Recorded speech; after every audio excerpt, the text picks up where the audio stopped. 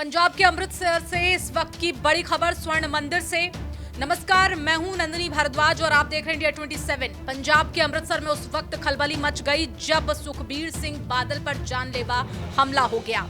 Deputy CM रहे हैं पंजाब के, पूर्व डिप्टी सीएम रहे हैं पंजाब के सुखबीर सिंह बादल और उन पर उस वक्त हमला हो गया जब वो स्वर्ण मंदिर में तनखैया सजा काट रहे थे और कुछ अकाली दल के नेताओं के साथ सुखबीर सिंह बादल को ये सजा हुई थी और इस वक्त उन पर हमला हो गया।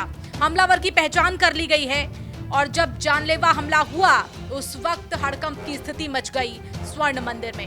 मिल रही जानकारी के मुताबिक गोल्डन टेंपल के मेन दरवाजे पर यह हमला किया गया है। सोशल मीडिया पर इस घटना की वीडियो वायरल हो रही है जिसमें अचानक एक शख्स मंदिर के गेट पर आता हुआ दिखाई देता है और पिस्टल निकालकर गोली चलाता हुआ नजर आ रहा है।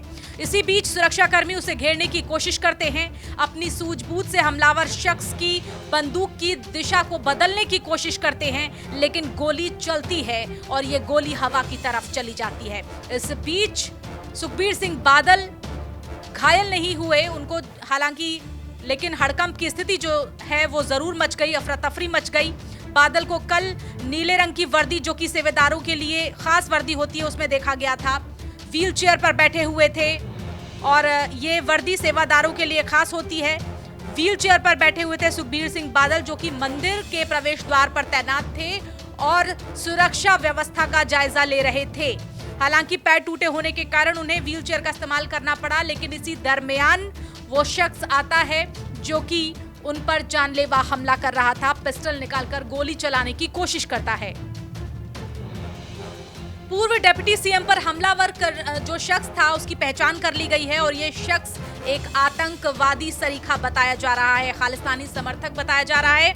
इसका नाम नारायण सिंह चौड़ा बताया जा रहा है। ये वो शख्स है जो कि नारायण सिंह दल खालसा का कार्यकर्ता है। वीडियो में दिख रहे इस शख्स को आप ध्यान से देख लीजिए, जो रिवॉल्वर निकालकर सुखबीर सिंह बादल पर फायरिंग करने की कोशिश कर रहा है। हालांकि इस बीच उसे रोका जाता है, लेकिन यह हमला तब होता है जब सुखबीर सिंह बादल समेत शिरोमणि अकाली दल के नेता 2 दिसंबर को श्री अकाल तख्त साहिब द्वारा उनके लिए घोषित धार्मिक दंड के तहत सेवा कर रहे थे। बताया जा रहा है कि यह शख्स सुखबीर सिंह बादल की हत्या करने के मकसद से ही इस मंदिर में आया था और बाकायदा रैकी कर रहा था कई दिनों से। यह शख्स सुखबीर सिंह बादल की हत्या के मकसद से इस मंदिर में प्रवेश किया उसने, और हालांकि गोली की आवाज के कारण मंदिर में जब भगदड़ मची तो सुखबीर सिंह बादल बचा लिए गए, लेकिन ये हवा में फायरिंग हो गई और घटना के बाद मामले की जानकारी आगे की पुलिस जुटा रही है। इस बात की जांच की जा रही है कि आखिर ये शख्स किस मकसद से मंदिर में आया था। मकसद उसने दिखाया कि गोली चलाई, लेकिन ये गोली क्यों चलाई, क्यों सुखबीर सिंह की जान लेना चाहता ये शख्स, वो पुलिस जांच कर रही है। हालांकि खबरें ये भी आ रही हैं कि ये हमलावर जो था वो खालिस्तानी समर्थक है और पिछले 2 दिनों से वो गोल्डन टेंपल में रैकी कर रहा था सुखबीर सिंह बादल की। और अब ये आरोपी कौन है, प्रॉपर जानकारी आपको हम देंगे। अब तक की जानकारी क्या कुछ जुटाई गई है स्वर्ण मंदिर से वो बताएंगे आपको। साथ ही उस सजा का भी जिक्र करेंगे जो सुखबीर सिंह बादल समेत कई अकाली दल के नेताओं को मिली है। तनखैया सजा में अब कौन कौन से नेता शामिल हैं और ये सजा कैसे दी जाती है, क्यों दी जाती है। इससे पहले आपको ये भी जानना चाहिए कि सुखबीर सिंह बादल का हमलावर कौन था। हमलावर का नाम नारायण सिंह चौड़ा है। खालिस्तान का समर्थक बताया जा रहा है नारायण सिंह चौड़ा, और ये आतंकी संगठन बब्बर खालसा से जुड़ा हुआ है। आतंकी संगठन के तहत वो पाकिस्तान में भी रह चुका है। नारायण सिंह चौड़ा चंडीगढ़ जेल ब्रेक कांड का भी आरोपी बताया जा रहा है। ये शख्स जेल ब्रेक में उसे 2 साल की सजा हो चुकी है और हथियारों की तस्करी में भी नारायण सिंह चौड़ा का नाम सामने आया है।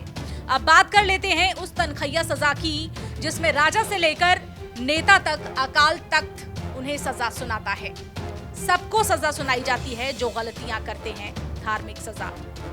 किन गलतियों पर सुखबीर सिंह बादल घिरे हुए हैं, आइए उस बारे में जानते हैं।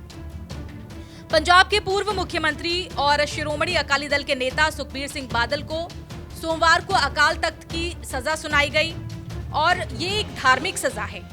अकाल तख्त सिख धर्म से जुड़ी हुई सबसे बड़ी धार्मिक संस्था है और उसे ये अधिकार है कि वो अपराधों के लिए किसी भी एक सिख को तलब करे और उसके खिलाफ धार्मिक सजा का ऐलान करे, जिसे तनख्वाह कहा जाता है।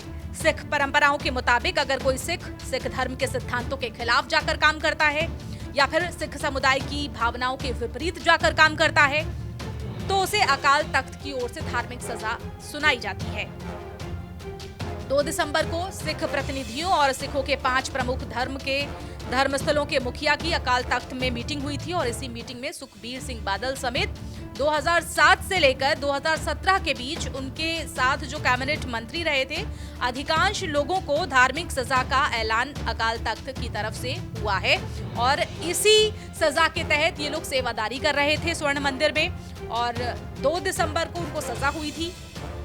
4 दिसंबर को सुखबीर सिंह बादल पर हमला हो जाता है। तो तनख्वाह सुनाए जाने के बाद सुखबीर सिंह बादल स्वर्ण मंदिर में अपनी सेवा दे रहे थे। वो मंदिर के दरवाजे पर ही तैनात थे। क्योंकि वो व्हील चेयर पर थे तो अंदर उनका काम नहीं चल रहा था। हाँ, लेकिन इस दरमियान वो मंदिर के बाहर अपनी सेवाएं दे रहे थे और शायद इसी का फायदा उठाकर नारायण सिंह चौरा आया, उसने रेकी की और फिर सुखबीर सिंह बादल पर फायरिंग की।